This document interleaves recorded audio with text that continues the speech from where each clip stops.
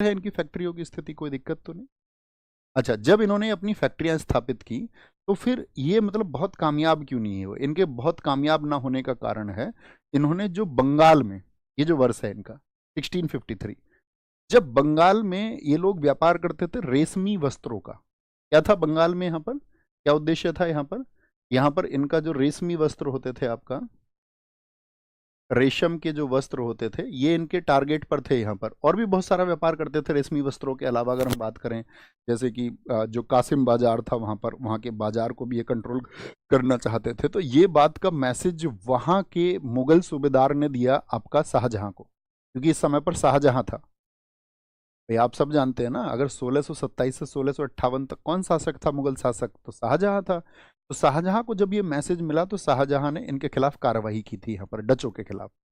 तो डचों के खिलाफ जब ये कार्रवाई हुई तो यहाँ पर डच कमजोर हुए, और फिर बाद में इनके व्यापार को नुकसान पहुंचाया था मराठा साम्राज्य ने। जैसे मैंने आपको बताया था, बाजीराव ने पुर्तगालियों को किस वर्ष में हराया था, तो वहां पर भी पुर्तगाली कमजोर हुए। आपको याद होना चाहिए 1739, जो सालसेट द्वीप है महाराष्ट्र का, या बसीन है, वो पुर्तगालियों से छीन लिया था। किस व्यक्ति ने छीना था जरा बताएं 1739 में?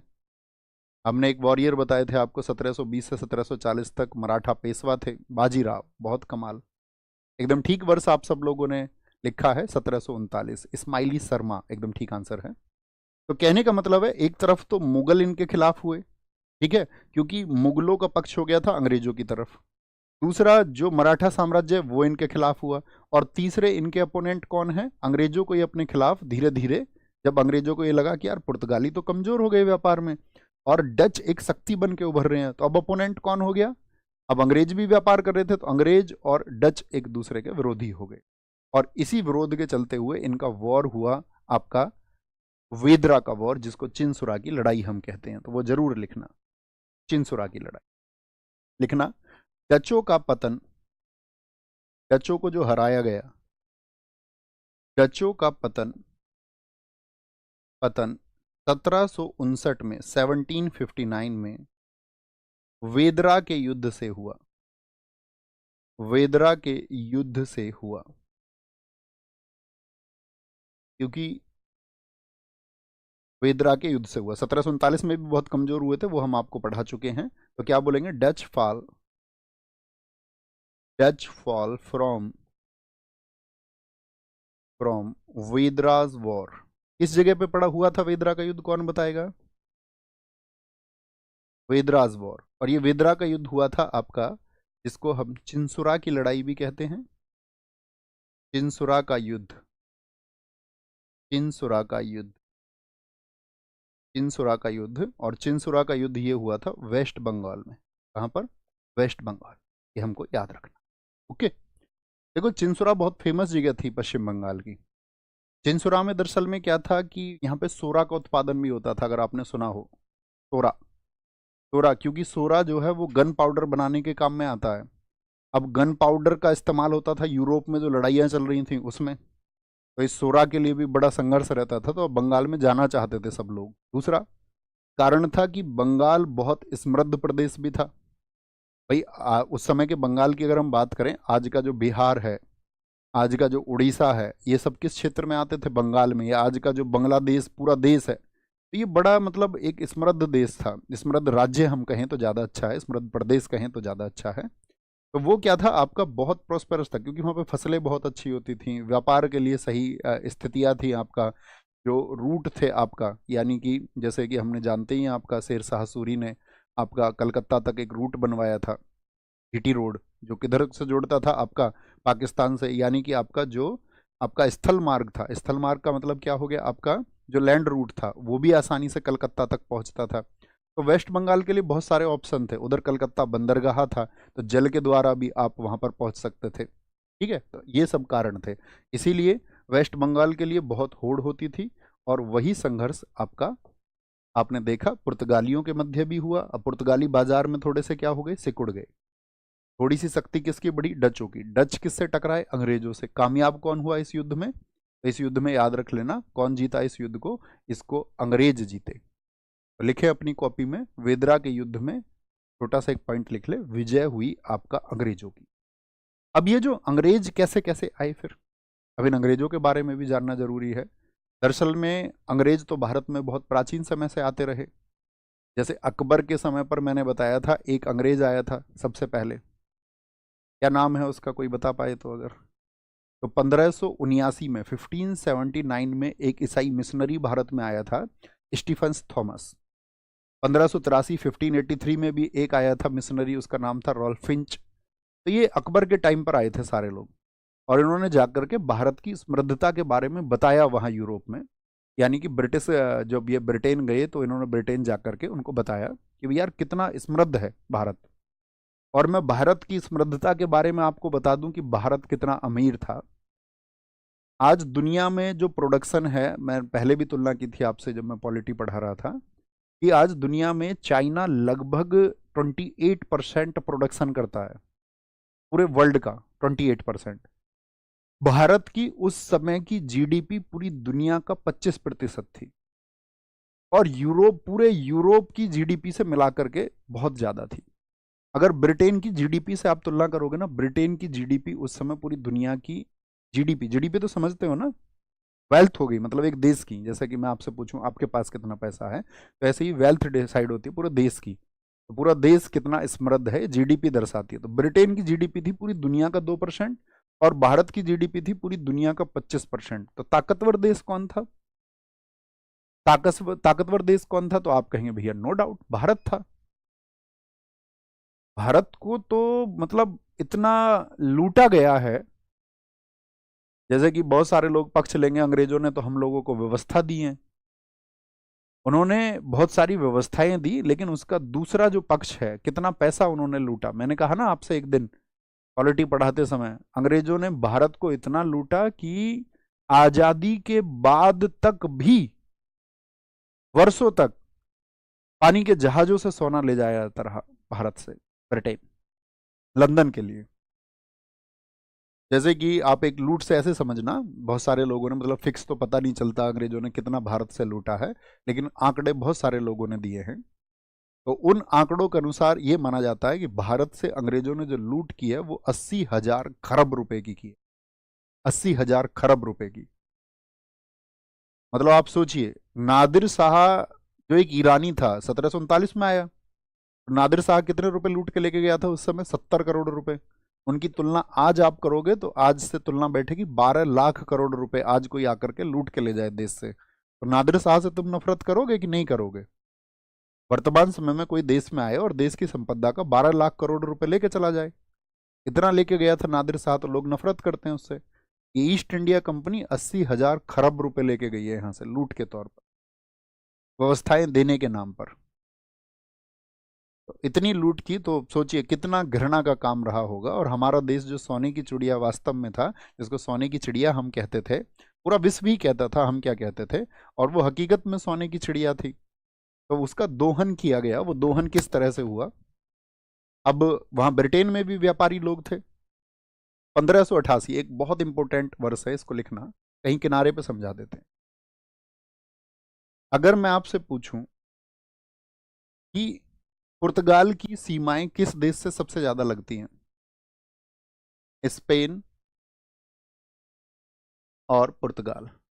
तो जो स्पेन है, स्पेन भी चाहता था कि उसका व्यापार बढ़े। तो स्पेन में एक राजा था फिलिप सेकंड। फिलिप सेकंड ने अपनी नेवल जो पावर थी उसको इतना बढ़ाया था कि उसने 130 जंगी जहाज बनाए लड़ने के लिए, जो सिर्फ किसके काम को करेंगे, समुद्र में लड़ने का काम करेंगे। अब इसके जंगी जहाजों को, उन जंगी जहाजों को कहा जाता था इनविंसिबल अर्मीडा, यानी कि अजय अर्मीडा के नाम से वो सेना थी, इसको कोई हरा ही नहीं सकता दुनिया में। और 1588 वो वर्ष है जब अंग्रेजों ने अर्मीडा विजय प्राप्त की, यानी कि स्पेन की सेनाओं को हराया। स्पेन के उस जंगी जहाजी बेड़े को अंग्रेजों की सेनाओं के द्वारा हरा दिया गया। तो अंग्रेजों के अंदर एक उत्साह हुआ कि भाई अगर हम इनको हरा सकते हैं तो इनका जो व्यापार है उसको भी हम छीन सकते हैं। तो उन्होंने कई लोग भारत की यात्रा पर भेजे कि भाई भारत में यात्रा करके सिर्फ ये देख के आओ वहां व्यापार के लिए क्या स्थितियां हैं और क्या नहीं है। तो 3 बेड़े भारत में आए थे, याद रख लेना। कुछ वर्ष हैं आपका, एक तो 1588, क्या हम सब करें, क्लियर हुआ अर्मीडा विजय। अर्मीडा विजय। अर्मीडा विजय किसकी किस पर थी? अर्मीडा विजय में क्या हुआ था? अंग्रेजों ने किसको हराया? अंग्रेजों ने स्पेन को हराया। स्पेन को हराया। एक तो ये बात याद रखें, इससे इनका उत्साह बढ़ा और इसी उत्साह में इन्होंने जो पहला बेड़ा भारत में भेजा, पहला डेलीगेशन आया इनका व्यापारिक स्थितियों को देखने के लिए, फर्स्ट डेलीगेशन, पहला जो दल इन्होंने भेजा, पहला दल इनका आया 1591 में, जिसको 1591 से 93 की यात्रा भी कहा जाता है। और ये यात्रा करने वाला व्यक्ति था जेम्स लकास्टर। जेम्स लकास्टर भारत में व्यापारिक स्थितियों को देखने आया कि व्यापार के लिए ठीक है स्थितियां या नहीं है, क्या स्थितियां, कैसे फाइट करना पड़ेगा। सेकंड, दूसरा बेड़ा फिर आया, दूसरा डेलीगेशन, वो आया 1596 में, 1596 में, और 1596 में उसका नेतृत्व किया बेंजामिन ने, बेंजामिन के नेतृत्व में, in the leadership of Benjamin, Benjamin के नेतृत्व में। तीसरा बेड़ा, फिर तीसरा भेजा इन्होंने, थर्ड डेलीगेशन आया इनका, तीसरा बेड़ा आया, वो आया 1597 में, और इसकी लीडरशिप की थी जॉन मिल्डेल ने, जॉन मिल्डेल। तो ये तीन बेड़े जब यहाँ पर आए तो थोड़ा थोड़ा सामान भी लेके जाते थे, जैसे थोड़ा सा सामान अपनी पहली यात्रा में वास्को डी गामा भी लेके गया।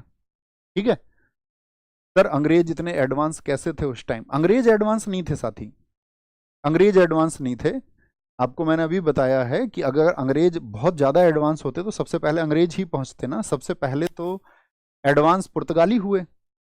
लेकिन जब आप फाइट के लिए तैयार हैं, जब आप संघर्ष के लिए तैयार हैं, जैसे मान के चलिए वास्को डी गामा अपनी समुद्री यात्राओं से परेशान होकर के जब उसको तूफान ने घेरा तो उसका उत्साह कम हो जाता, और उसका उत्साह कम होकर के जब उसके सैनिक उससे वापस लौटने के लिए बोल रहे थे तो वो ये कहता कि चलो वापस लौट चलते हैं।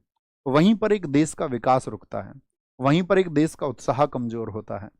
आप सब में से कितने लोगों ने ओपनहाइमर मूवी देखी है अभी हाल ही में?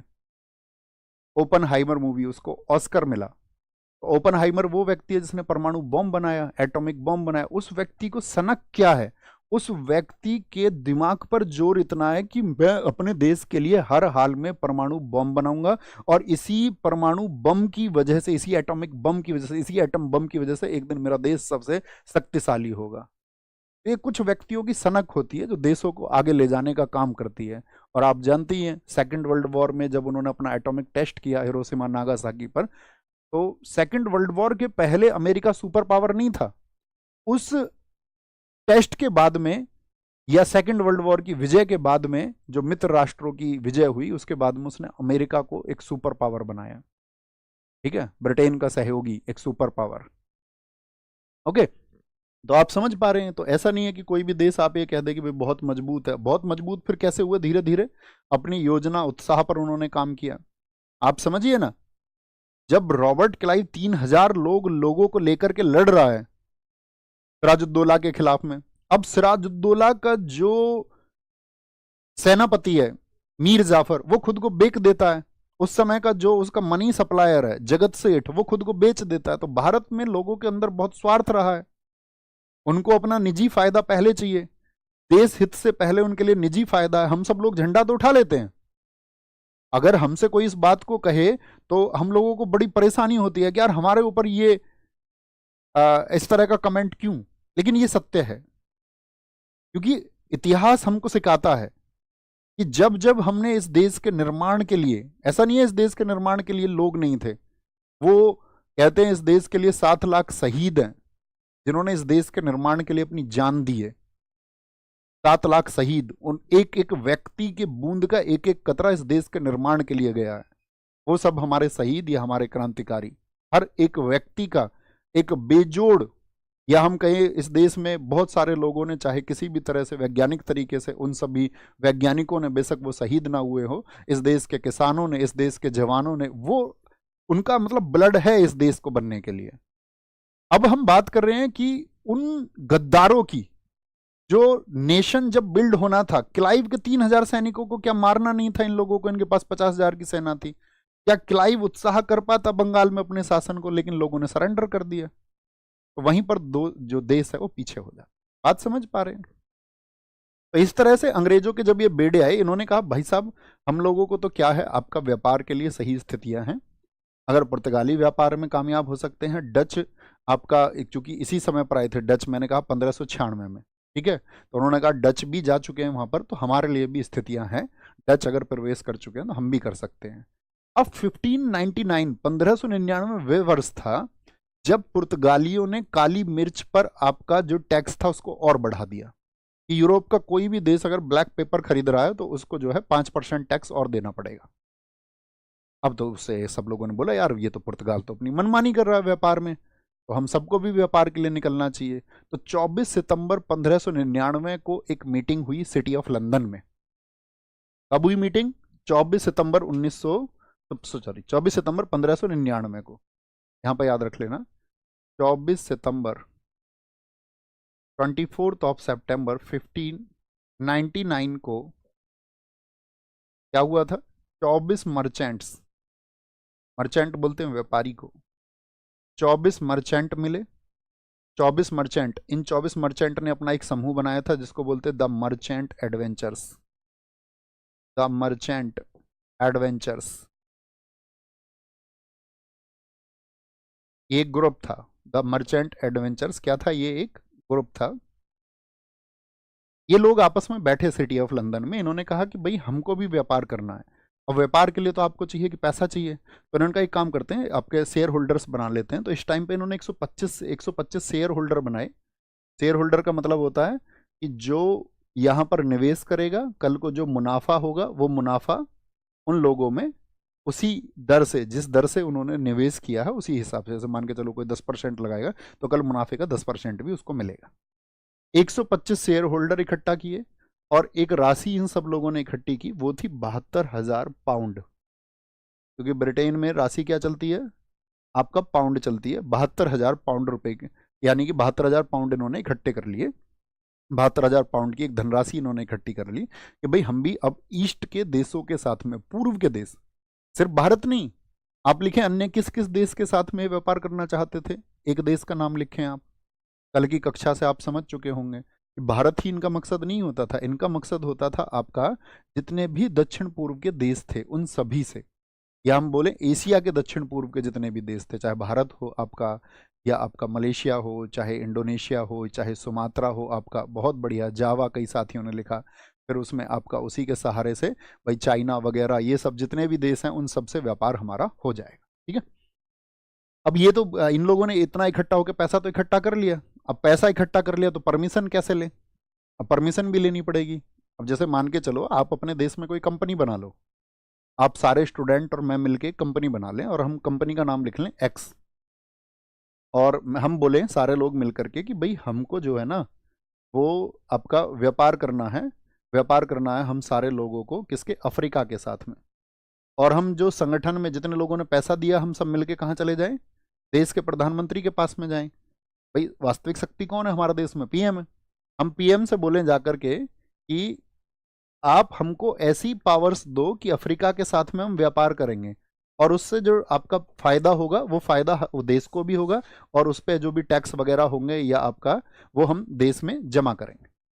तो पीएम क्या बोलेंगे? ठीक है तुम प्रोसीड करो, लेकिन साथ में क्या है, कोई और कंपटीटर नहीं होना चाहिए, हम अकेले होनी चाहिए, मोनोपोली होनी चाहिए हमारी। मोनोपोली का मतलब होता है एकाधिकार, यानी ऐसा नहीं है आप 10-5 कंपनियों को परमिशन दे दो फिर हमारे आपस में कॉन्फ्लिक्ट होंगे तो हम उस व्यापार को उतने अच्छे तरह से नहीं कर पाएंगे।